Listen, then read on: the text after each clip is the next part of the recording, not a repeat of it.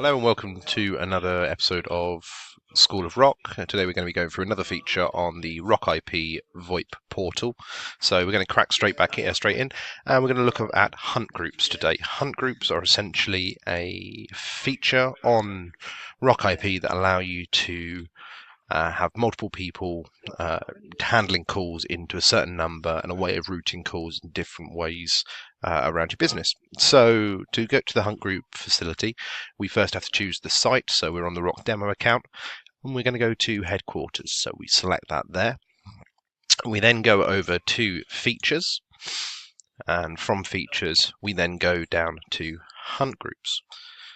Now you can see here we've already got a hunt group set up, which is our headquarters, and that's routing all of the calls in to our main number. Now usually if this were a live system, there would be a directory number in there, which there isn't right now, but we're also going to show you how to do that as well.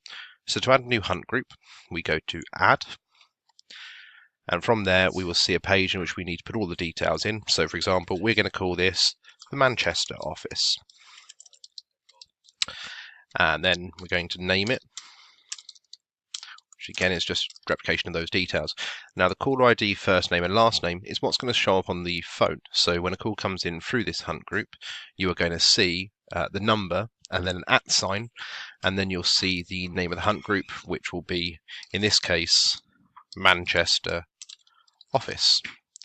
So on here, the feature pack we choose is Hunt Group Plus. It just gives you a few extra features. It's included as standard within all user licenses, and it gives you a few extra features on how you can handle calls and how they come in. Now we've got a few numbers already on here, and I'm just going to double check which number we were putting on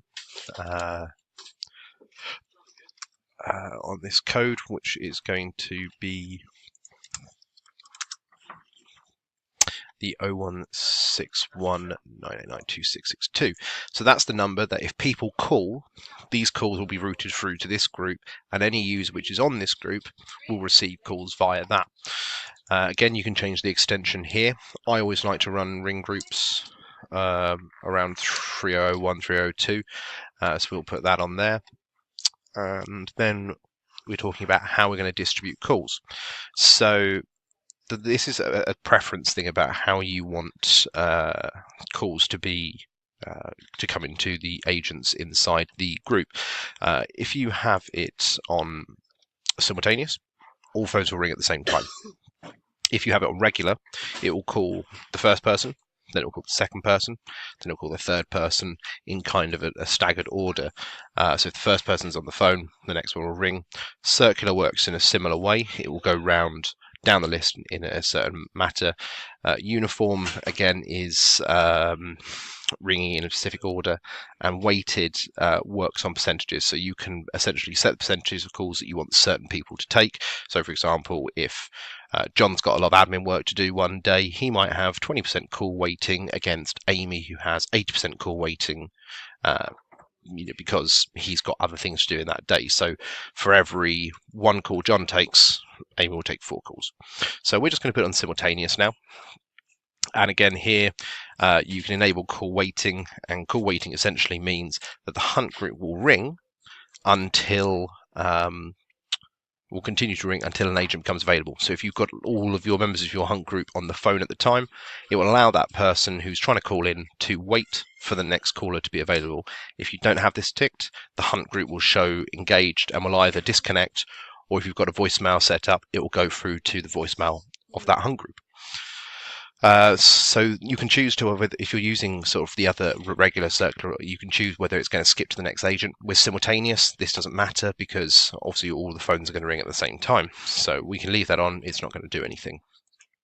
Now, you can choose after a certain amount of time for it to forward to a different number in case it's no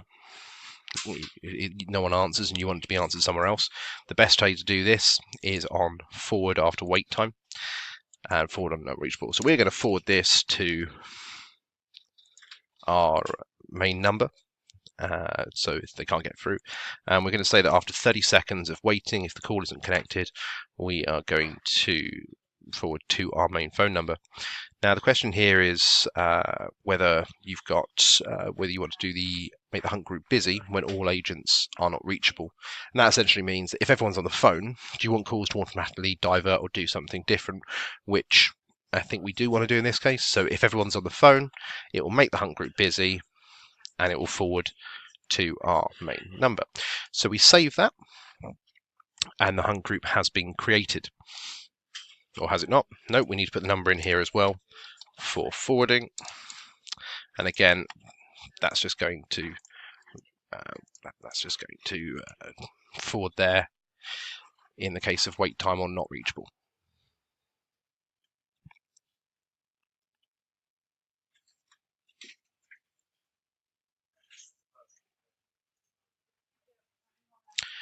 And as that's saving, we will then be presented with a new screen which will show us the create hunt group, and then we've got a whole load of features that we can play around with. So you'll see here now that you've got the page that we've just seen. Oh, we've got a fire test going on at the moment, so excuse any noise there. So we see the main profile details and general settings as we've just set up, and this page essentially is now accompanied by a bar at the side. The first thing you want to do is go to the assign agents, and this is where you can choose from your members of staff and you can then add them to the hunt group. So for example, for this one, I'm going to add Will and Adam to the hunt group, and because this is simultaneous, both their phones will ring whenever calls come into that hunt group. So we press save, and those you can see there are now on there. Now if you were, for example, having a regular or a circular hunt group style, you might move them up so the one rings before the other, and this can be changed at any time. You just need to go onto the hunt group on the RockIP portal. Service passwords are essentially the passwords for the voicemail pin if you wanted calls to go through to your voicemail, if you wanted to go onto the voicemail portal to receive voicemails going to there. What I prefer to do is either look at the voicemails that are on the hunt group here, which you can access by logging into the portal, or I like to send these calls to voicemail to email, which we'll cover in another video. So you can see basically the emails come through to you with the MP3 or WAV recordings, and you can listen to them on there. One thing to note about that is that when the voicemails get sent through to you on email, they don't delete themselves in the hunt group voicemail. So once in a while, you will need to come in here, tick the box to delete the files, just to free up room. I think you've got about 30 or 50 messages you're allowed to store in there. So just as a heads up there, it may require you just to delete every now and then, but it's easier than having to come in every time you get a voicemail. Okay, so going through some of the features on the hunt group, alternative numbers essentially allow you to have multiple phone numbers associated with this hunt group. So say, for example, we were advertising one number in Manchester, which is the one on the hunt group, but we also, maybe we bought another company who had a different number and we wanted to add them to that hunt group so that rang in as well. We would just do it through here. So this is the number, we have a normal ring pattern, we'll press save, and that number will now be an alternate number. So if you ring either of the two numbers, they will both come through on they'll both come through to the users who are on the hunt group. We'll just let that save, and then we save at the bottom, and they come in. Now what you can do is you can change the ring pattern on here as well. Something I want to mention is that you can have different kinds of ring to differentiate between different numbers coming in, which is one way of doing it. If you had two different numbers and you wanted your users to differentiate between the two numbers coming in, the best way to do that would be two separate hunt groups with two separate names, which would display on the phones. They'd know how to answer. Call forwarding, again, we'll cover this in another video how it all works, but if you want to forward calls, say for example you've got a disaster at the office and you want to divert out to a mobile number or an external number or a different office, you just click that, you type your phone number in, and those calls will go through to wherever you send them directly. So as soon as it calls in, the call goes straight back out to where you want it to go. What's great about the portal, and again I mentioned this quite a few times throughout the videos, is just hover over it and it will tell you what it does.